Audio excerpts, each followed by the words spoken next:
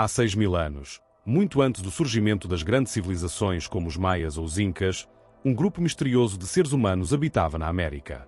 Caçavam, recoltavam, enterravam os seus mortos e depois desvaneceram-se sem deixar rasto. Durante séculos, estas pessoas permaneceram ocultas sob a terra. Ninguém sabia que alguma vez tinham existido. Mas agora, numa descoberta revolucionária, o ADN antigo revelou um capítulo esquecido da história humana. Um grupo de pessoas que não encaixa em nenhum lugar do mapa genético conhecido das Américas. Não são antepassados dos antigos nativos americanos do Norte, nem estão conectados com os primeiros habitantes da América do Sul. Então, quem eram? Esta descoberta representa um dos achados mais significativos em arqueogenética das últimas décadas. O que torna este caso particularmente extraordinário não é apenas a antiguidade dos restos, mas o facto deste grupo humano parecer não ter deixado descendentes genéticos detetáveis em nenhuma população moderna. É como se um ramo inteiro da árvore genealógica humana tivesse sido cortado sem deixar rebentos. Para compreender este mistério, devemos viajar atrás no tempo, há uns 20.000 anos, durante o último máximo glacial. Vastas camadas de gelo cobriam grande parte da América do Norte.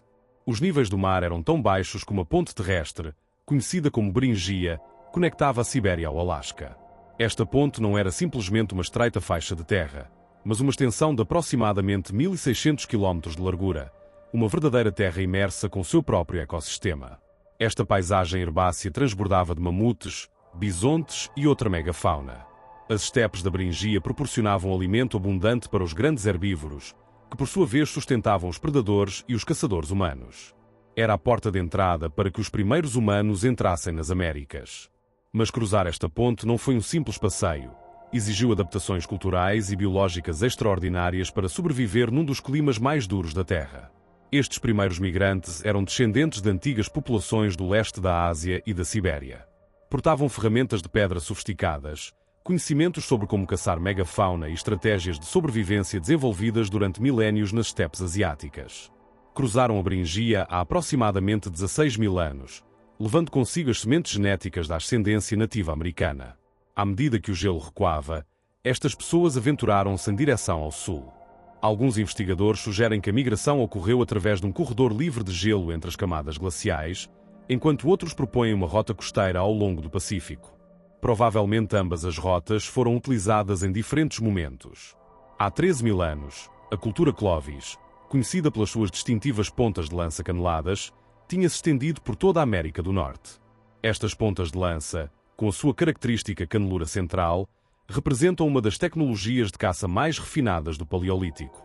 No entanto, descobertas recentes como as pegadas de 23.000 anos de antiguidade no Parque Nacional White Sands, no Novo México, sugerem que os humanos chegaram inclusive antes. Estas pegadas preservadas em antigos sedimentos de lagoas mostram não só adultos, mas também crianças e adolescentes, sugerindo que famílias inteiras se moviam por estas paisagens. Mas essa é outra história.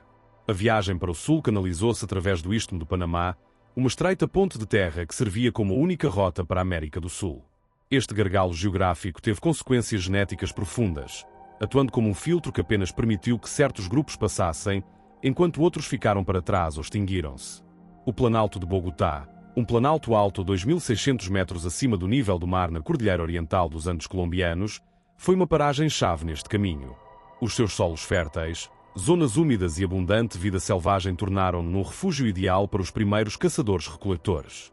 A região oferecia microclimas variados, desde páramos frios nas alturas até vales mais temperados, proporcionando uma diversidade de recursos que podia sustentar populações humanas durante todo o ano. Aqui, na sombra dos Andes, os humanos adaptaram-se a um mundo de grande altitude, forjando vidas numa terra que era tanto generosa como desafiante. A adaptação à altitude exigiu mudanças fisiológicas, incluindo uma maior capacidade pulmonar e ajustes na produção de glóbulos vermelhos. Mas quem eram estas pessoas e como encaixam na história mais ampla das Américas? Durante décadas, os cientistas acreditaram que uma única onda de migração seguida de diversificação regional explicava o povoamento da América do Sul. No entanto, a descoberta de uma linhagem única no Planalto de Bogotá deu uma reviravolta a essa narrativa, revelando uma história muito mais complexa do que pensávamos. Num estudo histórico publicado na revista Science Advances, uma equipa internacional de investigadores analisou os genomas de 21 indivíduos antigos do Planalto de Bogotá, que abarcavam desde há 6.000 até 500 anos. Este estudo representou anos de trabalho meticuloso, desde as escavações arqueológicas iniciais até ao laboratório onde se extraiu e sequenciou o ADN antigo. As suas descobertas basearam-se em ADN extraído dos ossos petrosos e dentes destes indivíduos. Estes elementos ósseos foram selecionados porque são os mais densos do corpo humano e, portanto, os que melhor preservam material genético ao longo de milénios. A porção petrosa do osso temporal, que protege o ouvido interno, é especialmente valiosa porque a sua estrutura densa e a sua localização protegida minimizam a contaminação bacteriana e a degradação do ADN. Os resultados do ADN revelaram um grupo previamente desconhecido de caçadores-recoletores pré-cerâmicos que viveram há aproximadamente 6.000 anos. Este grupo, identificado no sítio de Skua e etiquetado como Colômbia 6.000 anos antes do presente, representa uma linhagem basal, um ramo genético distinto que divergiu precocemente no povoamento da América do Sul. Separados dos antepassados tanto dos antigos norte-americanos como dos modernos sul-americanos. O que isto significa em termos práticos é que em algum momento da pré-história profunda, provavelmente há mais de 10.000 anos, os antepassados das gentes de Skua separaram-se de outros grupos migratórios e seguiram o seu próprio caminho evolutivo e cultural. Estes caçadores-recoletores, ao contrário de outras populações conhecidas, não partilham laços genéticos próximos com o indivíduo Anzico associado à cultura Clovis de Montana, datado de há 12.800 anos, nem com a ascendência das ilhas do Canal da Califórnia que se estendeu aos Andes Centrais há 4.200 anos. Em vez disso, formam um grupo externo à maioria dos indígenas sul-americanos, o que sugere que foram parte de uma radiação precoce de humanos no continente, possivelmente um dos primeiros grupos a estabelecer-se ao sul do Istmo do Panamá. O seu perfil genético, analisado utilizando técnicas avançadas como as estatísticas F4 e F3, que são ferramentas que comparam padrões da ADN para ver quão estreitamente relacionados estão os grupos, não mostra afinidade específica com nenhuma população sul-americana moderna ou antiga. Estas estatísticas funcionam medindo padrões partilhados de variação genética. Se dois grupos partilham mais variantes genéticas do que as esperadas por acaso, provavelmente têm um antepassado comum recente. Esta descoberta é extraordinária porque revela que a história genética da América do Sul não foi um processo linear e simples. Houve múltiplas linhagens, múltiplos grupos que se moveram, se isolaram e, em alguns casos, como o de Skua, desapareceram por completo. A imagem que emerge é de um mosaico complexo de populações, algumas das quais deixaram descendentes que persistem até hoje, enquanto outras se extinguiram sem deixar rastro genético. O Planalto de Bogotá há 6.000 anos era uma paisagem aberta de pradarias herbáceas e zonas úmidas, enquadrada pelos picos dos Andes. Os caçadores-recoletores de Skua, o grupo que o ADN acaba de descobrir, fizeram deste lugar o seu lar. Vivendo a 2.600 metros acima do nível do mar, enfrentavam noites frias e ar mais rarefeito, o que lhes exigia adaptar-se para sobreviver. O clima nesta elevação era consideravelmente mais frio do que nas terras baixas, com geadas noturnas frequentes inclusive durante a estação seca. As temperaturas diurnas podiam ser agradáveis sob o sol equatorial, mas caíam drasticamente ao anoitecer. Esta variação térmica extrema apresentava desafios únicos para manter o calor corporal e conservar os alimentos. Provavelmente caçavam veados, pequenos mamíferos e peixes dos rios do Planalto, enquanto recoltavam plantas silvestres como tubérculos ricos em amido e frutas. Os veados de cauda branca abundavam nas pradarias abertas, proporcionando carne, peles para vestuário e abrigo, e ossos para ferramentas. Os rios que desciam dos páramos estavam cheios de trutas e outros peixes, uma fonte de proteína relativamente previsível. As lagoas e zonas úmidas atraíam aves aquáticas que podiam ser caçadas com armadilhas ou projéteis.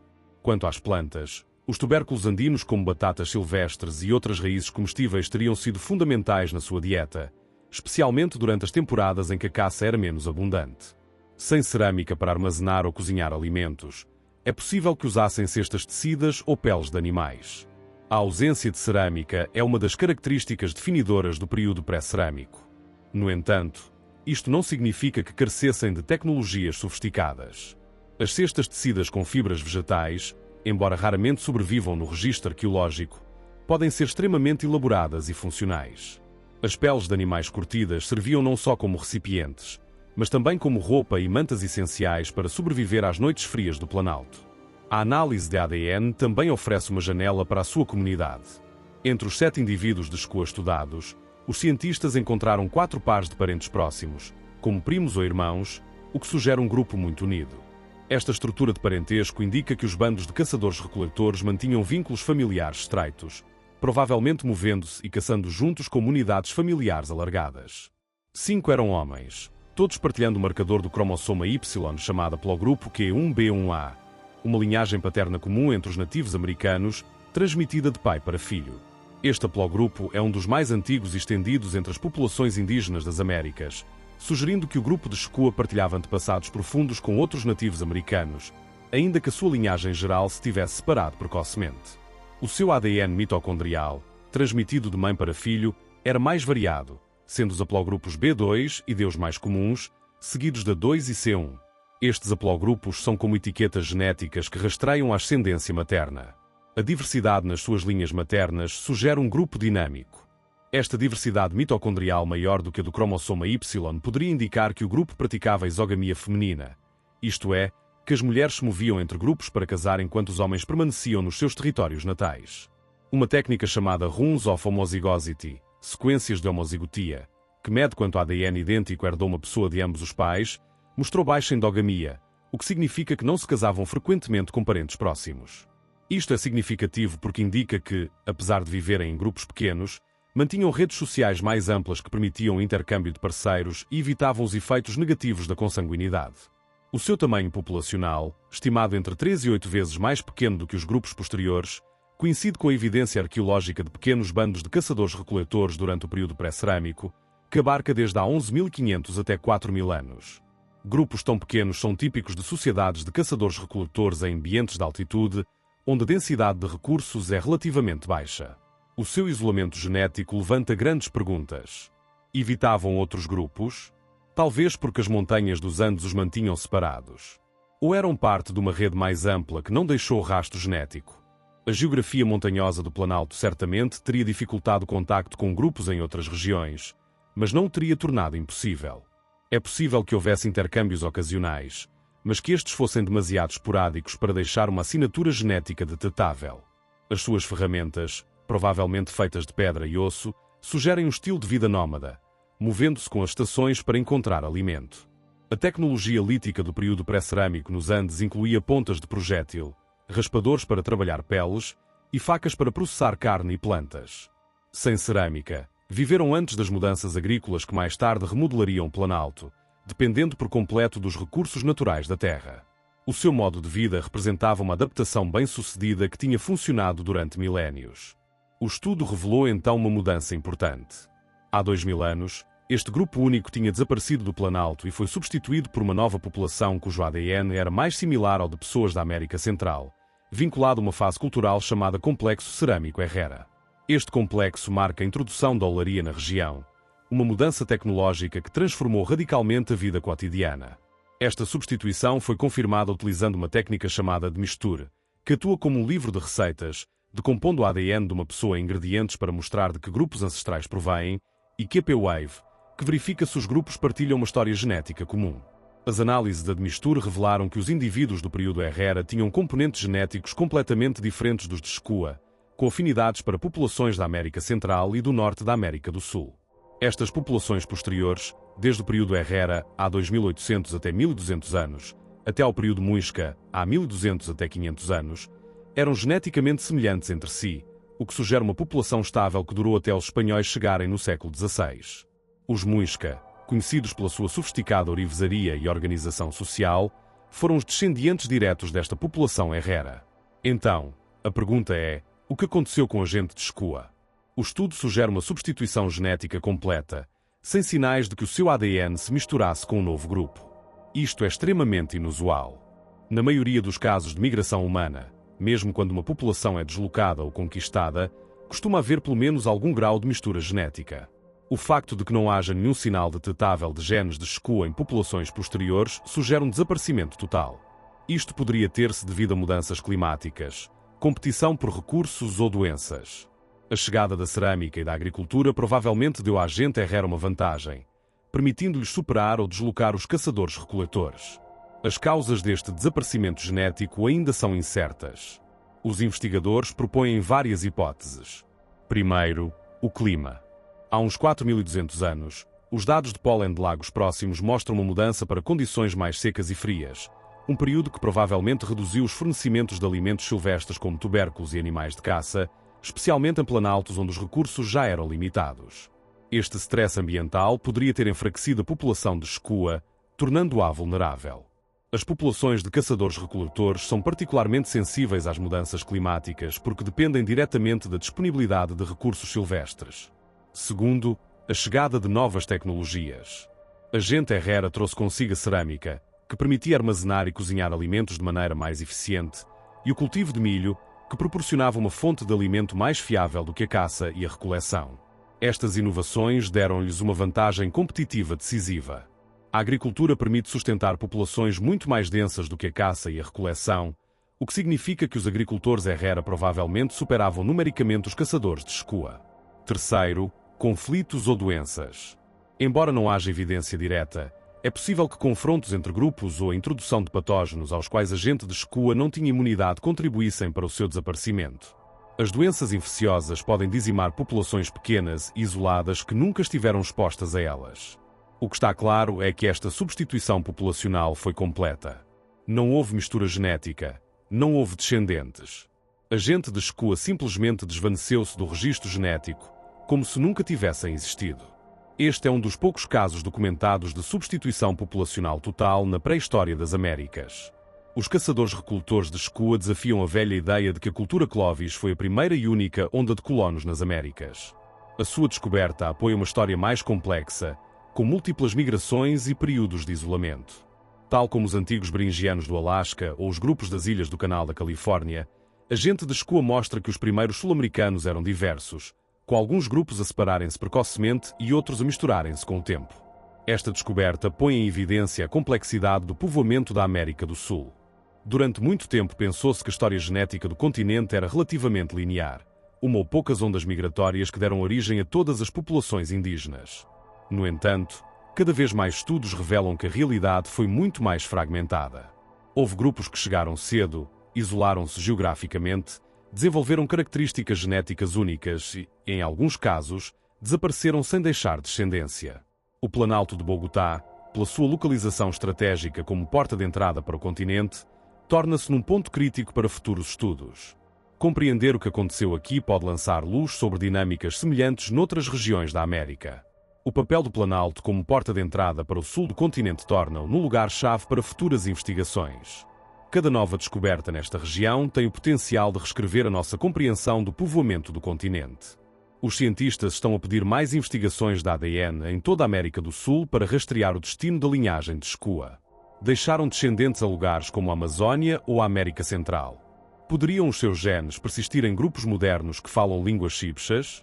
Novas técnicas como a sequenciação de uma só célula, que se foca no ADN de células individuais, e a análise isotópica, que estuda rastros químicos nos ossos para revelar dieta e movimento, poderiam responder a estas perguntas. A descoberta também levanta interrogações sobre a sobrevivência humana. Como se adaptou a gente de escua aos Altos Andes? O que causou a sua substituição? As mudanças climáticas, como o período de aquecimento há uns 6.000 anos, poderiam ter alterado a disponibilidade de alimentos, enquanto a cerâmica e a agricultura provavelmente deram aos grupos posteriores uma vantagem. Explorar estas perguntas exigirá trabalho de equipa entre arqueologia, antropologia e genética. Um dos aspectos mais fascinantes desta descoberta é o que nos diz sobre a fragilidade e a resiliência das populações humanas. A gente de escua sobreviveu durante milhares de anos num ambiente desafiante, mas finalmente não puderam competir com grupos que tinham tecnologias mais avançadas. Este padrão de substituição populacional, embora raro na América do Sul, não é único na história humana. No entanto, a plenitude desta substituição, sem nenhuma mistura genética detetável, é extraordinária. Também levanta perguntas éticas e culturais importantes. Quem são os descendentes culturais destes grupos desaparecidos? Como devem as comunidades indígenas atuais relacionar-se com este passado recém-descoberto? Estes são temas que transcendem a ciência pura e tocam questões de identidade, memória e património. Para os povos indígenas modernos da Colômbia, esta descoberta pode ser vista como uma confirmação da profundidade temporal da presença humana nas suas terras ancestrais. Este estudo marca um marco. É a primeira vez que se publicam genomas humanos antigos da Colômbia. O ADN antigo tornou-se numa ferramenta revolucionária para compreender o nosso passado. Ao contrário da arqueologia tradicional, que se baseia em artefactos e restos materiais, o ADN permite-nos ler diretamente a história escrita nos nossos genes. A técnica de extração e análise de ADN antigo avançou enormemente nas últimas décadas. Os ossos petrosos do ouvido interno e os dentes são as melhores fontes de ADN antigo porque estão bem protegidos da degradação. Os investigadores podem agora sequenciar genomas completos de indivíduos que viveram há milhares de anos, permitindo-nos rastrear migrações, relações familiares, adaptações genéticas e muito mais.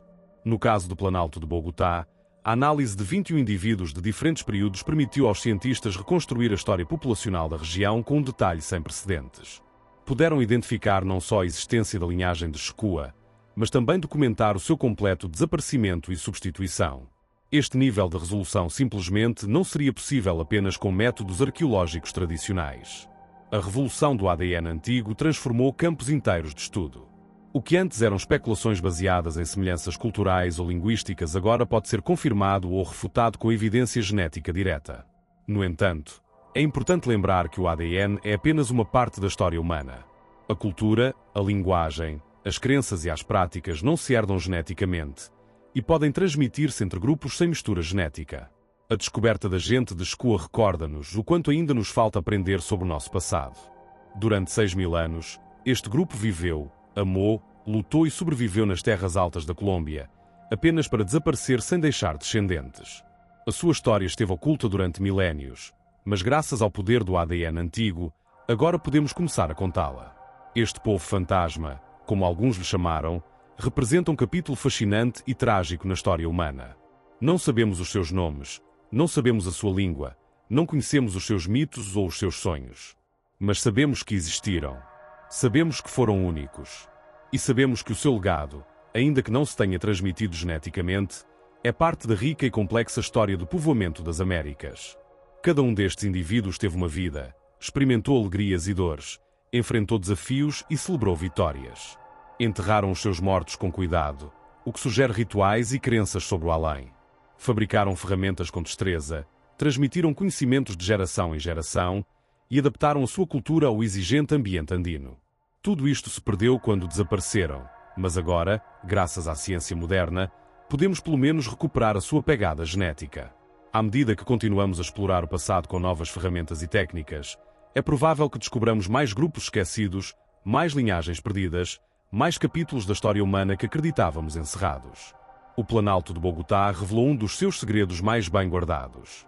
Que outros mistérios esperam ser descobertos sob os nossos pés? Talvez na Amazónia, nos vales remotos dos Andes ou nas costas do Pacífico, jazem os restos de outros grupos esquecidos que também têm histórias para contar. A história da gente de Shekua ensina-nos humildade. Recorda-nos que o registro arqueológico está incompleto, que muitas populações viveram e desapareceram sem deixar rastro visível. Só através da persistente investigação científica e da colaboração internacional podemos começar a recuperar estas histórias perdidas. E cada história recuperada enriquece a nossa compreensão do que significa ser humano, de como os nossos antepassados navegaram os desafios da sobrevivência, da adaptação e da mudança. Esta descoberta também nos convida a refletir sobre a nossa própria existência. Que legado deixaremos nós? Seremos recordados ou desapareceremos também do registro histórico? A gente de Shekua recorda-nos que nenhuma civilização, nenhuma cultura, nenhum grupo humano está garantido para durar para sempre. A mudança é a única constante na história humana. Obrigado por nos acompanharem nesta viagem ao passado. Se gostaste deste vídeo, não te esqueças de dar gosto, subscrever e partilhá-lo para nos ajudar a difundir estas histórias fascinantes. Também comenta as tuas reflexões sobre este povo misterioso e qualquer outro tema que gostarias que explorássemos. Gostarias de saber mais sobre outros grupos esquecidos da América? Ou sobre as técnicas que os cientistas usam para extrair ADN antigo? Deixa-nos saber nos comentários. Vemo-nos no próximo vídeo.